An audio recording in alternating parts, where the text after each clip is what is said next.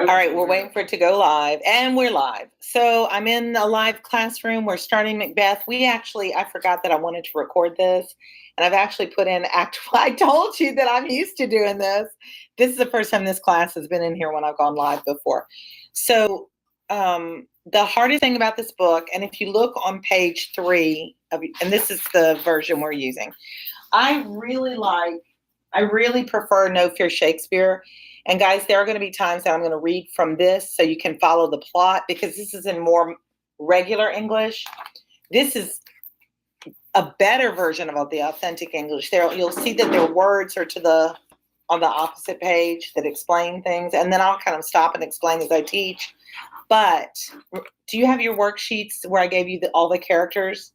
Because I want you to use the coloring pencils as we develop new characters.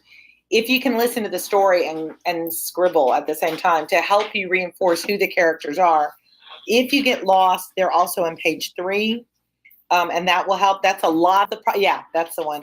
That's a lot of the problem of this story, is keeping track of all the characters. And for my dyslexic students, they're all mixed something. McDonald, Bang, Macbeth, McDuff, and they all sound the same. So that's why I give you that visual picture of what the characters look like. I mean, we don't really know what they look like, but if you color them different colors and try and help you remember who's who.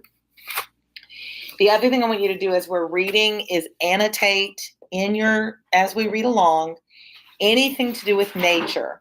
If nature's reflecting the mood, if there's a lightning strike, if there's an owl hooting, if there's somebody hunting, anything to do with nature you're going to keep track of.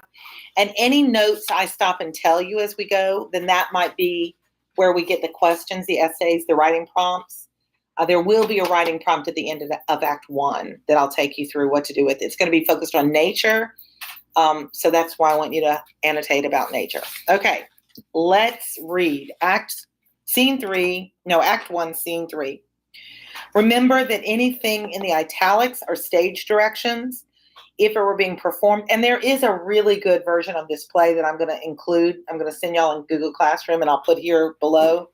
It's a really well done version of the play, and plays are meant to be seen, performed. I went to a play last night in New Orleans. I went to see Wicked. Have y'all ever seen it? It was really good. I really enjoyed it. And plays are meant to be seen, not just read. So I'll try my best. So Scene 3, we've got our witches are back. Hi, Hermione. We're fine. So I've got regular viewers, guys, and they pop in and say hi to me sometimes. So you guys can say hi. Hermione, remind me where you're from, Nepal or India? Or am I wrong? I get sometimes. Yeah. I have people from all over. Page 13 at the bottom. So the first witch, they never have names. They're just first witch. Sometimes you'll know they'll be called the Weird Sisters. You'll get different names for them. And if you guys go to like SparkNotes or something to help you research, sometimes they're known as the Weird Sisters. First witch, where hast thou been, sister? Second witch, killing swine. See, they were out hunting feral hogs. Third sister, where thou? The first witch. Now this is going to be Africa. I didn't know that. What part? I didn't realize that. I've been to Tunisia. Did you know that? A sailor's wife now this lady's going to tell a story that really has nothing to do with the story of Macbeth, but it kind of tells us how mean these witches are. These are not good witches like in Wicked. These are mean, scary witches that like to play with people's lives just to have fun with it, or if they get offended. And this woman has gotten offended, and it's going to show you what she does. A sailor's wife had chestnuts like little nuts in her lap, and munched and munched and munched. Give me, quoth I. Aroint thee, witch, the rump-fed Runyon cries. Her husband's to Aleppo, that's Algeria, gone, master of the Tiger. So he's a sailor on a ship. Notice that we skipped this page when we flipped. So now we're on page 15. But in a sieve I'll thither sail, and like a rat without a tail, I'll do, and I'll do. She says, I'm going to get even with her for that meanness. And the second witch, I'll give thee a wind. First witch, thou art kind, like I'll help you. And third witch, and I another. First which I myself have all the other, and the very ports they blow, all the quarters that they know, in the shipyard's card, I'll drain him dry as hay. Sleep shall neither night nor day hang upon his penthouse lid. He shall live a man forbid. Weary 7 nights, 9 times 9, shall he dwindle, peak, and pine. Though his bark cannot be lost, yet it shall be tempest tossed. Look what I have. So notice we've got rhyme, and you're going to see that rhyme happening. And we talked briefly about sonnets, but we're going to have, whenever the witches speak, there's going to be rhyme. Another, if you want to underline, it shall be tempest tossed. That's going to end up being an expression that is used even today, tempest tossed, to be in a storm. And the witch says, show me, show me. Here, I have a pilot's thumb, racked as homeward he did come. And there's like drum calls. So she's literally got a human thumb that she's putting into her brew. And then they hear, a drum, Macbeth doth come. Now we're back to our story. And they're dancing in the circle. The weird sisters hand in hand. This is all of them singing. Posters of the sea and land, thus to go about, thrice to thine, and thrice to mine, and thrice again to make up 9. Peace, the charms wound. So they're working on this incantation. Here come Macbeth and Banquo. Do you remember who they are? My 2 guys. We know who Macbeth was. He was just the hero in the battle. And remember when they... Best friend of And so the traitor, if you see on the board, remember we've got the traitor up there who went against Scotland, and he's defeated, the Thane of Cawdor. And when the bloody captain came running back with the messenger news, he says, Macbeth is going to get Cawdor's title and all his land. All right. So the other guy, Banquo, is Macbeth's co-captain, co-warrior, and best friend. Macbeth says, and here's that clashing, contradictory line, so foul and fair a day I have not seen.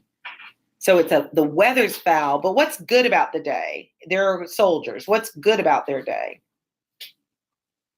The soldiers? Yeah. What has Macbeth just done? Yeah, he won the war. He won the battle. So the weather's foul, but the day is good. So foul and fair. We've got those contradictions that we talk about. Banquo says, how far is it called to Forres? What are these so withered and so wild in their attire? He sees the witches up ahead that look not like the inhabitants of the earth, and yet are on it. Live you, or ought you aught that man may question? You seem to understand me. He's talking to these creepy witches that are like looking crazy at him. And he's like, do you talk? Are you real? I see you in the fog over there. You seem to understand me. By each at once her choppy finger laying upon her skinny lips. You should be women, yet your beards forbid me to interpret that you are so. So how attractive are these women? They're like hairy beards and it's creepy looking. He said, I think you're women, but you confuse me with your beard on your face. And Macbeth says, speak if you can. What are you? First Macbeth. Now this is prediction. All right. It's going to be more than just these 3 simple sentences. All hail Macbeth. Hail to thee, Thane of Glamis. Thane, remember, is Lord. Glamis is his actual title. Anytime you hear these words, it's like if we said Mayor of Baton Rouge, Mayor of Prairieville, Mayor of Metairie, right? So when you hear those names, they're places. Thane of Glamis. The second witch says, hail Macbeth, hail to thee, Thane of Cawdor. So who is Cawdor? I just told y'all. Cawdor was the evil guy that Duncan has sent to be executed and given all the rights to Macbeth. Remember? So you got to keep up with this or you'll be lost forever. All hail Macbeth, that shalt be king hereafter. You are Thane of Glamis. You will be Thane of Cawdor. And ultimately, you will be king. Do you remember in your writing prompt, I said, what would it take for you Kill your best friend. And we're going to look at those writing prompts later. I've graded them. I've recorded. It's in information now. But you guys had legitimate reasons. One had some tragic thing happen and you snapped. And the other, help me remember. You did the triggered one. I did tragic. But I forget why. Well, car accident? Oh, the car accident. So it wasn't intentional, right? So in both cases, those were reasons that could be explained. Now his reason is ambition. He's been told by these witches he's going to be king, and we're going to focus on that through the whole play. Banquo says, "Good sir, why do you start and seem to fear things that sound so fair? In the name of truth, are you fantastical? Are that indeed which outwardly you show? So are you guys fantasy creatures? Or are you human? What are you?" And he says, "Macbeth, you look shocked by what they've said, but it sounds like good news to me." He says, "My noble partner, you greet with present grace and great prediction of noble having and of royal hope that he seems rapt withal. To me, you speak not. If you can look into the seeds of time and say which grain will grow and which will not, speak then to me, who neither beg nor fear your favors nor your hate." So Bagman was like, "What about me? You made this prediction about my partner. You don't have anything to say about me?" And they say, "Hail, hail, hail." Now here's his prediction. Lesser than Macbeth and greater. Always these contradictions, guys. Not so happy, yet much happier. Thou shalt get kings, though thou be none. So all hail Macbeth and Banquo. So they both get these futures predicted to them. And Banquo's is confusing. It's like, you're not going to get what Macbeth gets, but you're going to be happier than him. You're going to be better than him. And everything's good. And so the witches continue. "Stay, you," Macbeth calls out. "Stay, you imperfect speakers. Tell me more. By Sinel's death, I know I am Thane of Glamis. But how of Cawdor? The Thane of Cawdor lives, a prosperous gentleman, and to be king stands not within the prospect of belief. No more than to be Cawdor. Say from whence you owe this strange intelligence, or why, upon this blasted heath, you stop our way with such prophetic greeting. Speak, I charge you." Whoosh! The witches vanish. Anybody lost? All right, we've got some nature stuff coming up. "The earth hath bubbles, as the water has, and these are of them. Whither are they vanished?" He's like, and here Macbeth says, "into the air." This expression, "into thin air," comes from this. "And what seemed corporal melted." Corporal is anything from the body, anything that you can touch. "As breath into the wind. Would they have stayed?" I wish they'd stayed. I wanted to ask him more questions. Banquo, "Were such things here as we do speak about? Or have we eaten on the insane root that takes the reason prisoner?" So he's like, "Are we nuts? Did we just see this? Are we losing our minds?" Macbeth says, "Your children shall be kings." And Banquo's like, "Dude, you shall be king. Forget my children." And Macbeth says, "And Thane of Cawdor too. Went it not so?" Banquo says, "To thyself, same tune and words." "Who's there?" So they hear the noise. All right, we've got new characters. These characters were in the last scene we were in. So look on your chart just to see what their relationship is to everybody else.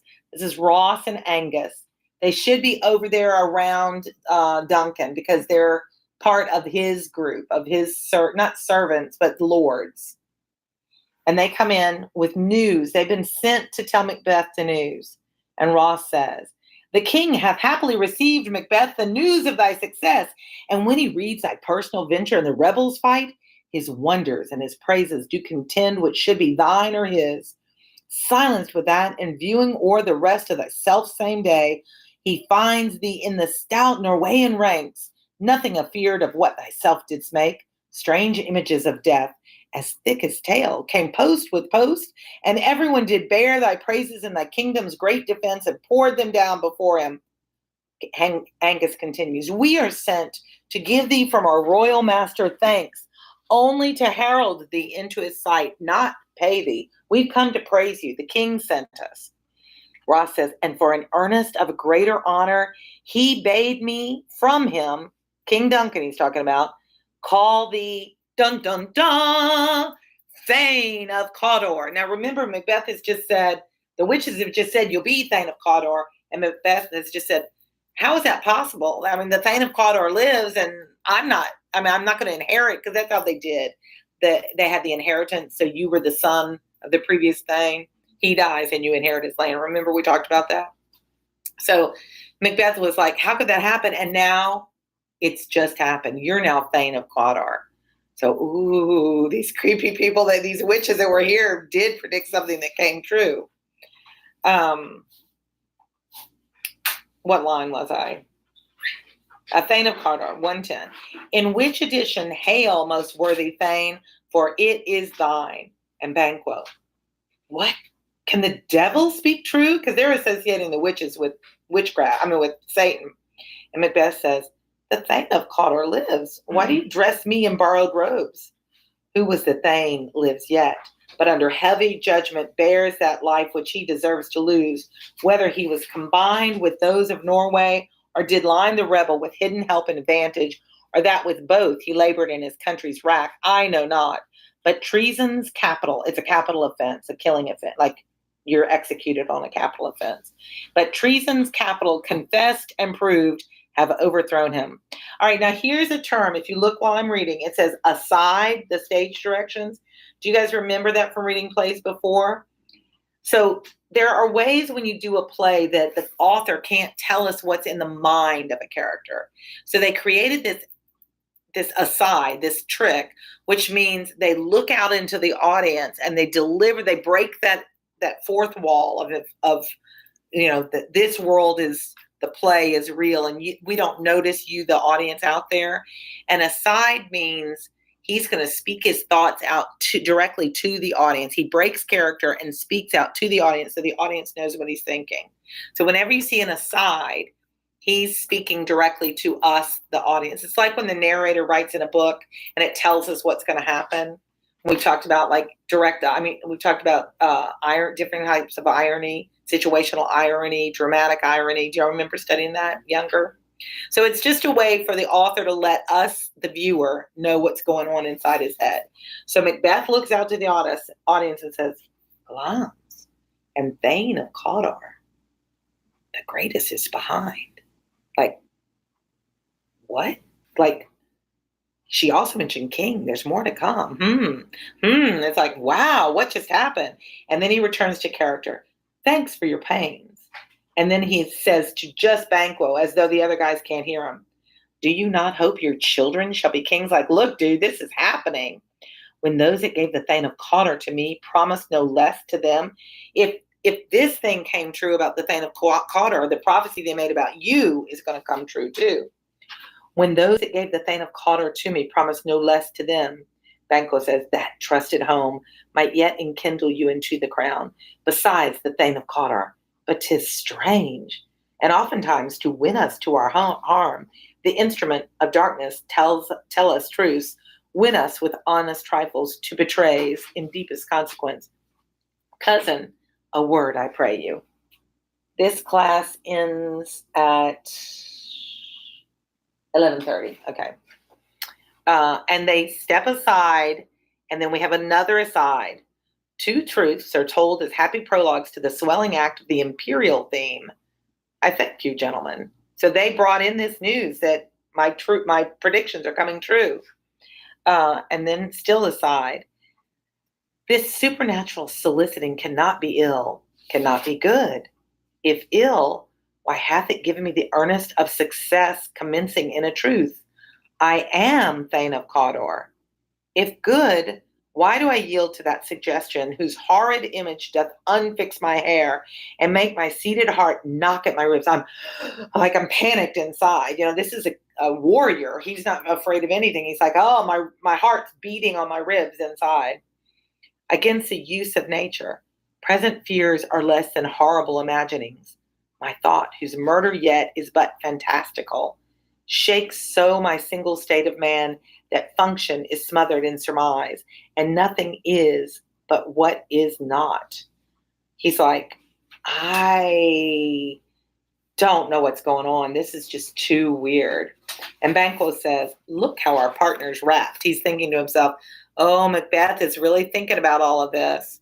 And Macbeth aside again, if chance will have me king, why chance may crown me without my stir. Okay, I didn't do anything to become Thane of Cawdor, and that came true. That was chance. That was witchcraft. So for me, they say I'm going to be king. Okay, I shouldn't do anything to get to be king because it just happened. But now you know this thing that you want, this power. Remember, I had y'all write about what would you do to get power?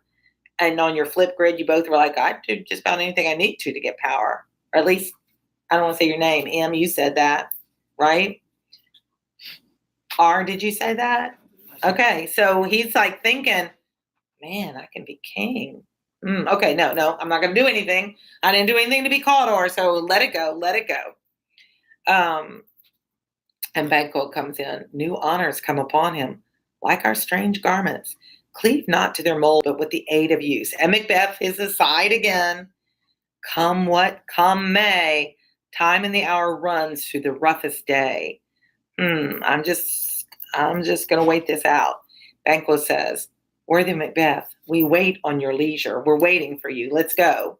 What do you want to do? And Macbeth says, give me your favor. My dull brain was wrought with things forgotten. Kind gentlemen, your pains are registered where he talks to all the guys that came to talk to him, are registered where every day I turn, the leaf to read them. Let us toward the king. Let's go see the king. And then he turns to Banquo and says, think upon what hath chanced, and at more time, the interim, having waited, let us speak our free hearts each to each other. Let's talk about this later. Fancy way of just saying, let's talk about this later. Banquo says, very gladly. And Macbeth, till then, enough. Come, friends. And they leave. We move on to scene 4. What country is this, Louis Gorani? You mean Scotland for Macbeth? I don't know what country, or do you mean what country am I reading from? Do y'all think it's weird people come on when we live read? I don't think it's weird. How many viewers you got? How many subscribers or viewers now? No, it's never very many at a time. Like under 5 always. I don't think I've ever had more than 5 at a time. But in an hour, I'll have, not on this particular one, but total views on the channel, I'll have like 6,000 views. So. People don't come on live that much, do they? But it is the middle of the week right now. Oh, most of them should be in school if they're in America.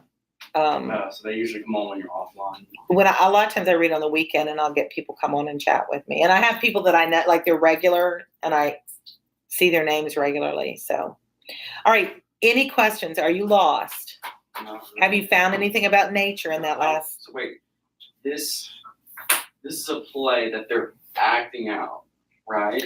This would be being performed on stage, yes. Okay. But it's based on it's very loosely based on a true story that Shakespeare found. Okay.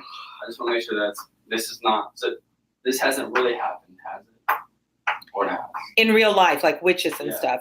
Well, remember I told you that a lot of people are scared to perform Macbeth because he supposedly used real incantations from the witches. And so it made it more authentic, and there's supposedly a curse that comes with this play. You're not supposed to be in a theater and shout the name Macbeth or terrible things happen to you. So there's a lot of, that's why I like it for Halloween that we're reading it. There's a lot of superstition that goes with this.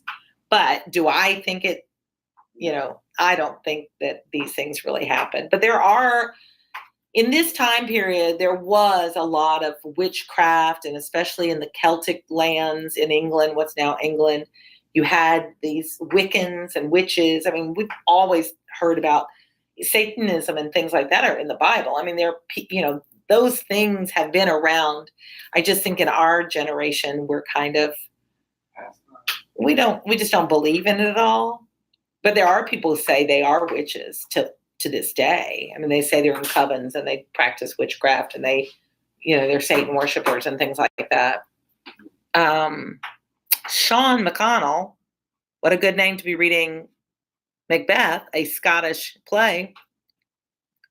He just started this play. Wow. And he's going to read Act 1, Scene 3 today. What were the odds of that? Well, it was destiny, Sean. You should have just logged in and here we are. I know that y'all are thrilled about sitting here reading this play. I always get comments like, "Oh, I wish you were my teacher," and I always want to see what my own student would be like. No, you don't. You really don't want her to be your teacher. Better than geography. It is better than geometry every day of the week. Learning some quadrants. Although I did a poll, and my students' favorite subject is math. Go figure. Well, the sad thing is, math is in every single job. Usually. I have to do math as a teacher, and I hate that part of it. Yeah, and Sean, where are you reading it? Where do you live that you're studying Macbeth? All right, so scene 4. Remember what I tell you about the scenes? That means something changed. So we're now, it doesn't tell us, but the king is about to enter. A flourish is where you're going to hear. Do y'all remember when we did Sir Gawain and the Green Knight? We talked about the festivals and stuff, and they had the long, yeah, and had the banners hanging down from them. You like my sound effects? And the king enters, along with these other attendants. Malcolm and Donalbain are his sons. Look on your chart. See if you can find all of your characters. And Duncan the King, because when we get these names going, you're going to forget who they are. Nashville, Tennessee. Oh, Sean, we're LSU Tigers down here in Nashville, who we beat 2 weeks ago. Did we or not? I thought so. But I don't know if it's in Nashville. I think it was Memphis, wasn't it? I'm not pretty sure it's Memphis. Did y'all watch the Saints yesterday? Yeah, They won. Even without Drew, they're doing well. And LSU won Saturday, right? Did we win Friday night for homecoming? Mm-hmm. Okay. We won like 21 points. Good. Did you get to play? That was supposed Did you win your JV game? We have a JV game today.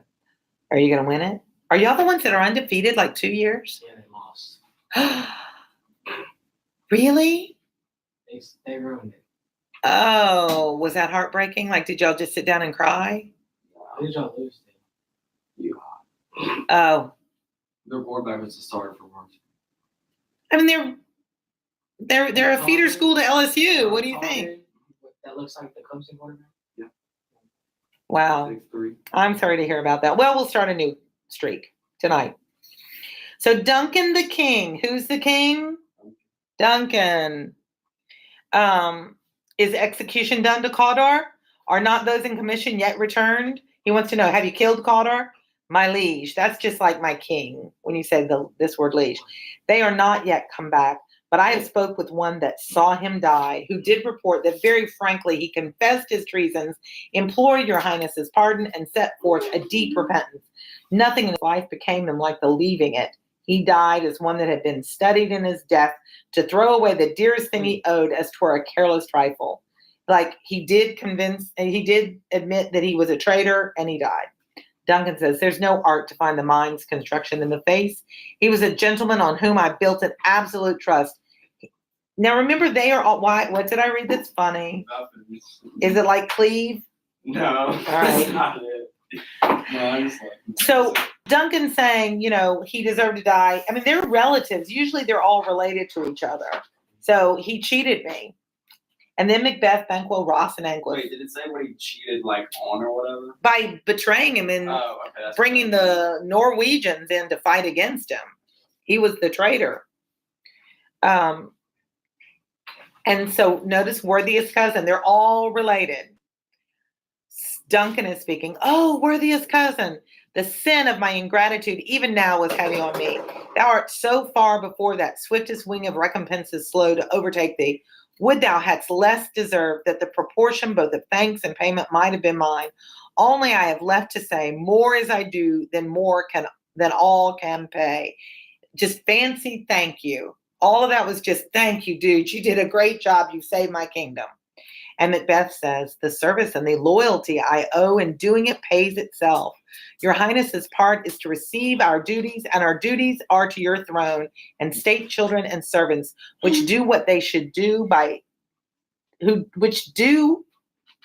can't read it. Can't read.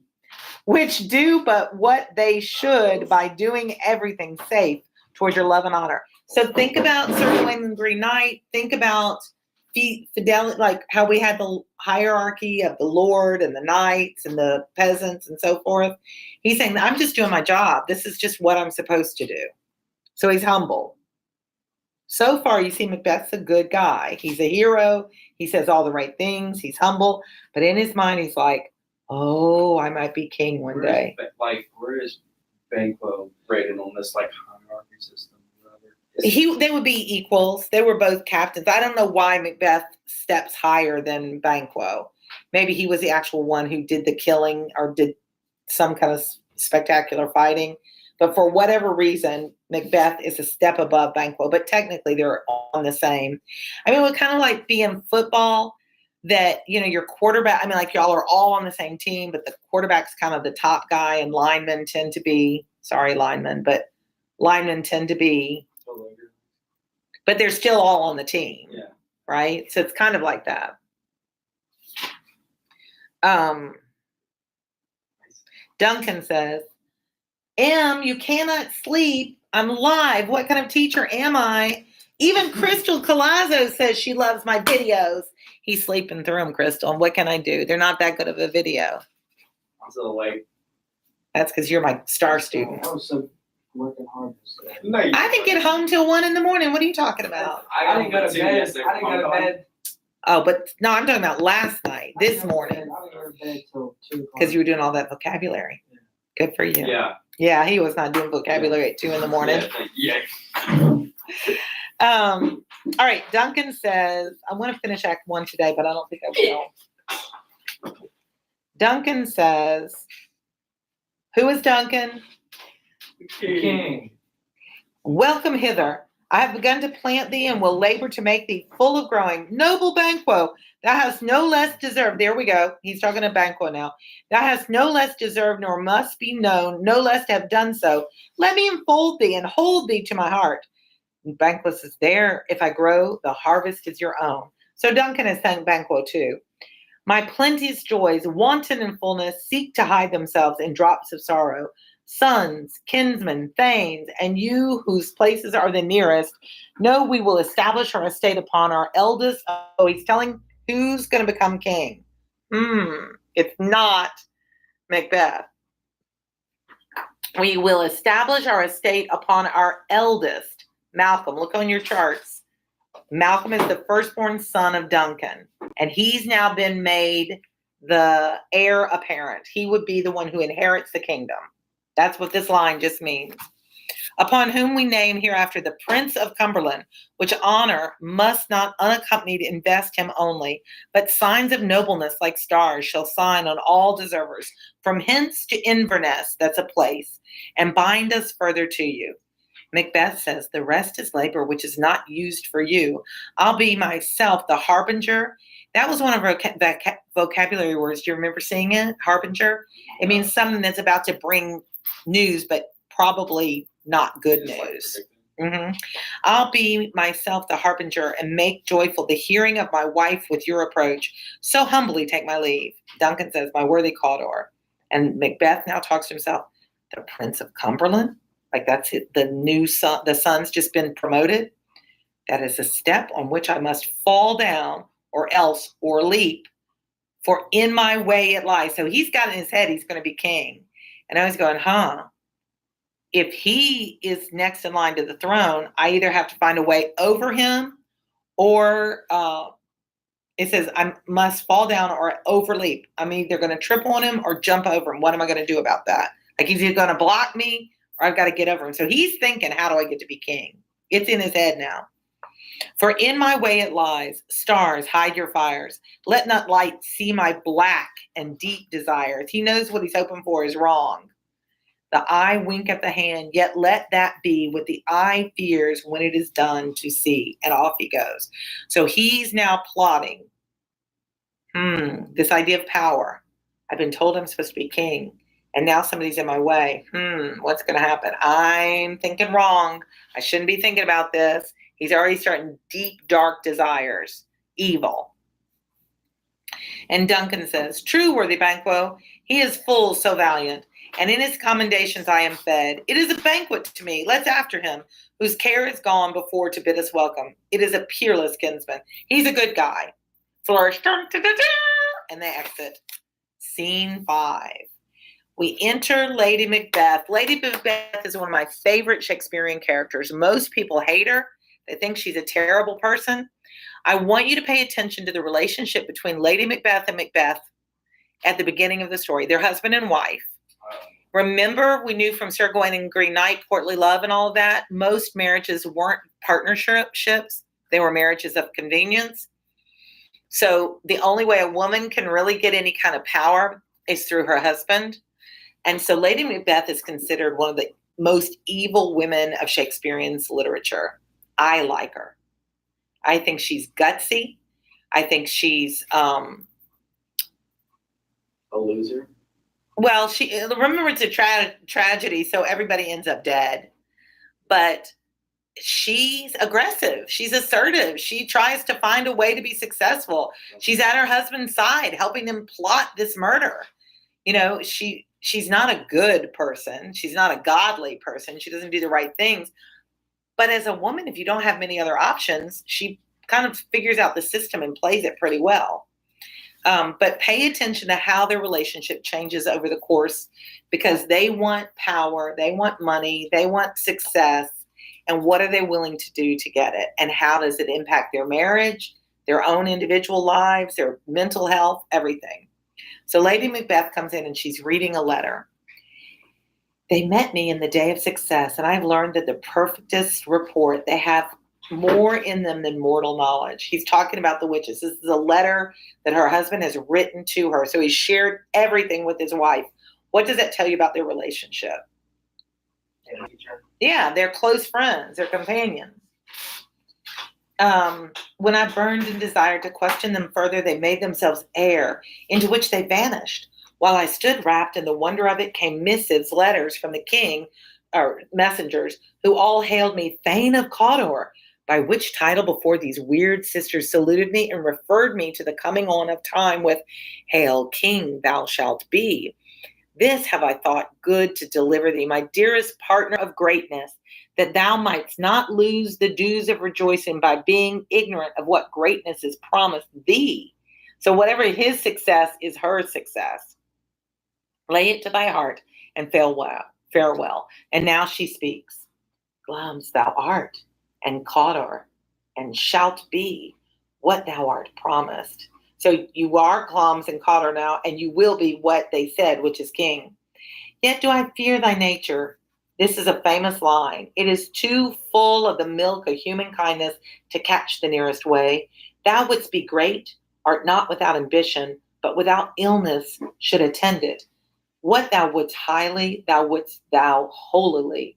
Wouldst not play false, and yet wouldst wrongly win. Thou'dst have, great Glums, that which cries, thus thou must do, if thou have it.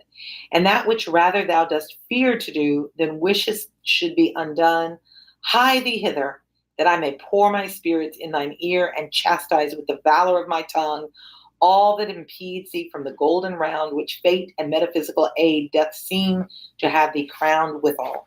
Any idea what that meant? Nope. Okay. Vowels. What do they mean? I know that you. It's just formal you. Is that what they would say? Like, But that's how they talked. Like when you read the old Bible, it's all thou.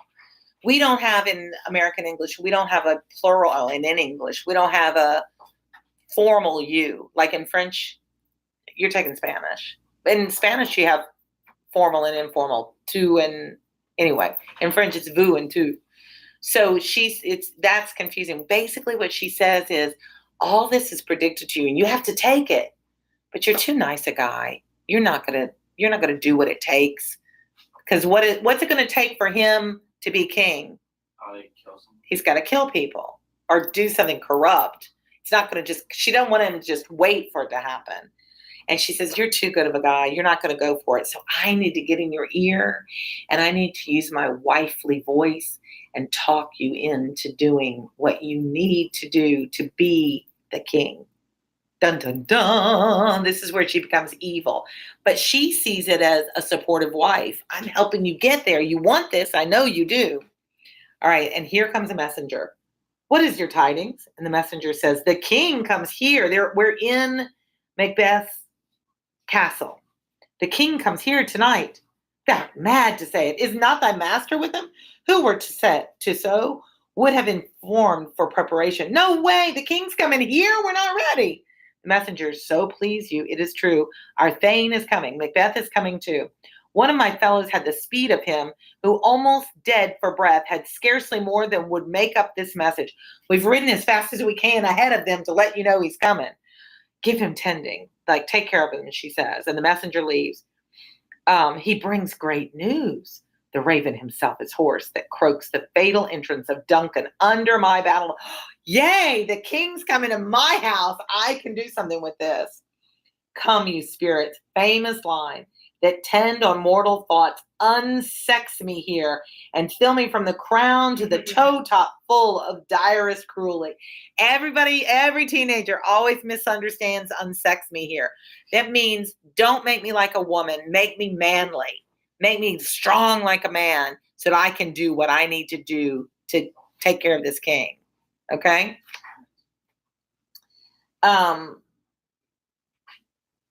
Make thick my blood, stop up the excess and passage to remorse, that no compunctions, visitings of nature shake my fell purpose, nor keep peace between the effect and it. Don't let me back down. Come to my woman's breast and take my milk for gall. Gall is like an acidy thing. Change me from being a loving, nurturing woman to being bitter. You murdering ministers, she's calling on the spirits. Wherever in your sightless substances you wait on nature's mischief, come, thick night, and pall thee in the dunnest smoke of hell, that my keen knife see not the wound it makes, nor heaven peep through the blanket of the dark to cry, hold, hold. And now Macbeth comes in. She greets him. Oh, she's glad to see her husband.